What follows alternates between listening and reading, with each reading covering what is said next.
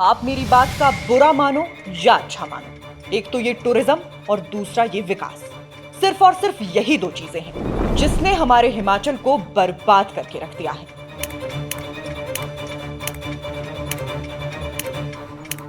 क्योंकि आप खुद ही बताइए, क्या हमारे हिमाचल में कभी जाम लगता था?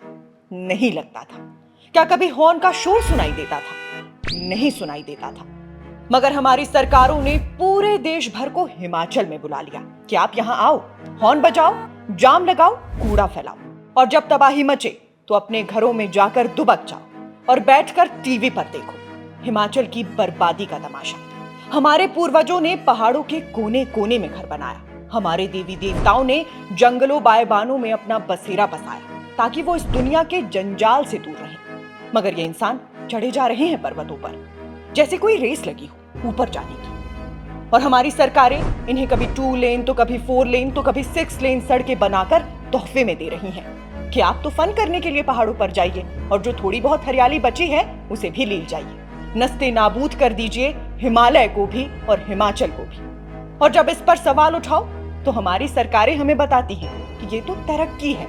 लेकिन अगर यही तरक्की है तो ये सिर्फ और सिर्फ हिमाचल की बर्बादी की तरक्की है।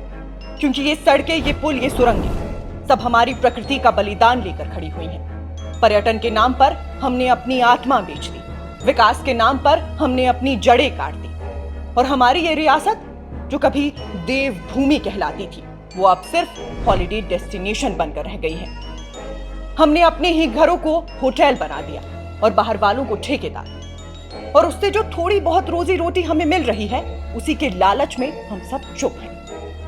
इसलिए मेरा अपने प्रदेश के लोगों से और अपने प्रदेश के तमाम नेताओं से हाथ जोड़कर निवेदन है कि अगले 20 सालों के लिए हमें पिछड़ जाने दीजिए, मगर इस विनाशकारी विकास को रोक दीजिए। हमें 2 लेन की सड़क बनाकर दे दीजिए और इन टूरिस्ट को मत लाइए हमारे दरवाजों पर। क्योंकि अगर आप इस सिलसिले को जारी रखेंगे तो ना तो हमारे पास हिम बचेगा और ना ही आंचल। सुनकर अच्छा लगा हो तो ठीक है, नहीं लगा हो तो जय हिमाचल।